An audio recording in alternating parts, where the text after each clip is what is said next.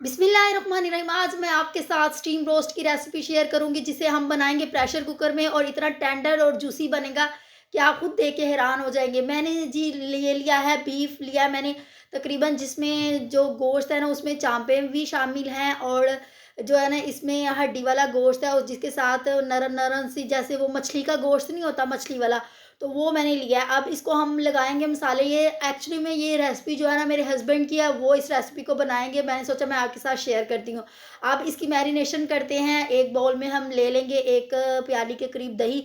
दही आपने जो है ना वो थिक वाला लेना है, ठीक है। अब इसके अंदर जो है ना 1 टेबल स्पून हम डालेंगे नमक और 1 टेबल स्पून इसके अंदर डालेंगे लाल मिर्च और ये है सूखा धनिया, इसके अंदर सूखा धनिया का पाउडर। फिर इसके अंदर दड़ा मिर्च चली जाएगी, ये गई इसके अंदर काली मिर्च।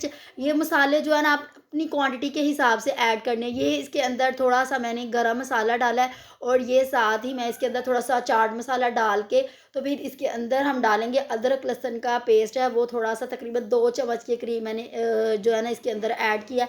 फिर 2 चम्मच के करीब हम इसके अंदर घी डालेंगे।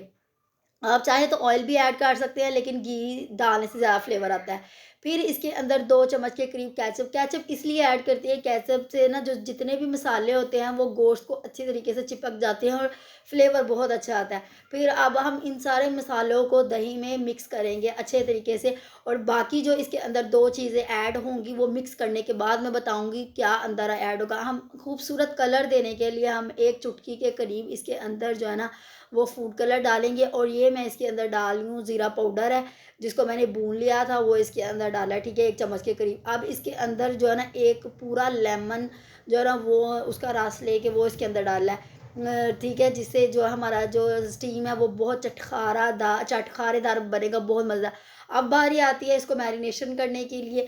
जब आपने इसको मैरिनेट करना है तो आप कोशिश करें इसको रात भर या 1 दिन पहले इसको सारे मसाले लगा के रखें, ताकि आपके जो गोश्त में मसाले अंदर तक चले जाएँ। बाज़ टाइम ऐसा होता है कि मसाले ऊपर-ऊपर तो होते हैं लेकिन अंदर से वो बहुत फीका-फीका सा होता है।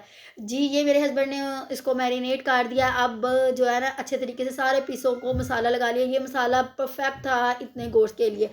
अब बारी आती है हमने इसको जो है ना रखना कैसे। ये देखें माशाल्लाह से कैसे मसाला सारा चिपक गया। ये दही थिक होने की वजह से हुआ है।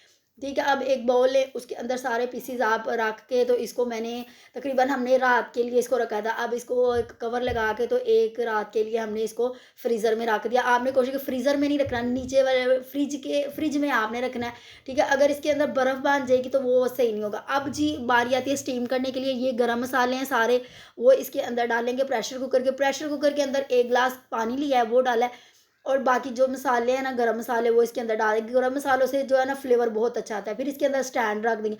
पानी का आपने ये ध्यान रखना है कि स्टैंड के नीचे नीचे पानी रहे। ऊपर आएगा तो फिर जो है ना स्टीम बनने में बहुत मसला होता है, क्योंकि आपको पता है जब पानी में बॉयल आता है तो पानी ऊपर की तरफ आ जाता है।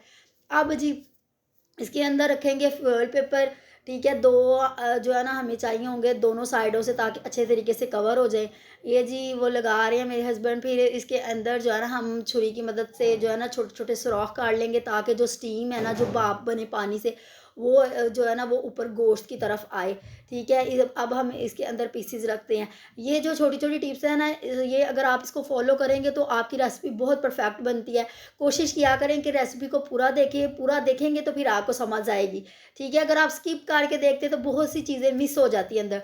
अब इसके अंदर खूबसूरती के लिए थोड़े से तिल मैंने ऐड किए हैं। अब इसके ऊपर जाएगा जी बटर पेपर मैंने ऐड किया है। बटर पेपर लगाने से ये होता है जो स्टीम बनेगी ना वो गोश्त के मतलब ऊपर नहीं आएगी, प्रेशर के ढक्कन की तरफ नहीं आएगी, ये गोश्त के अंदर ही रहेगी। अब इसको कवर लगा के हम रख देंगे। तेज़ आँच पे हमने 10 मिनट सीटी चलाने पे रखना है।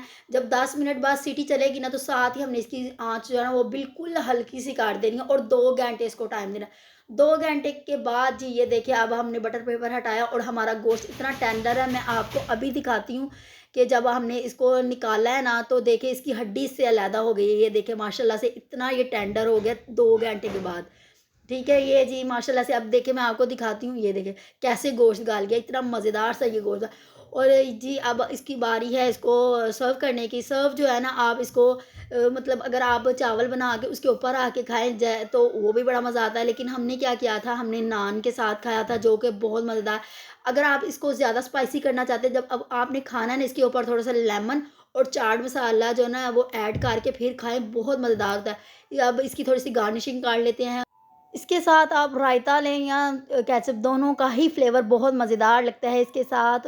यकीनन आज की रेसिपी अच्छी लगी है तो लाइक शेयर ज़रूर करें। प्लीज़ वीडियो को पूरा देखना है, स्किप नहीं करना। अगर मेरे चैनल पे नए हैं तो काइंडली सब्सक्राइब कर दें। अल्लाह हाफ़िज़।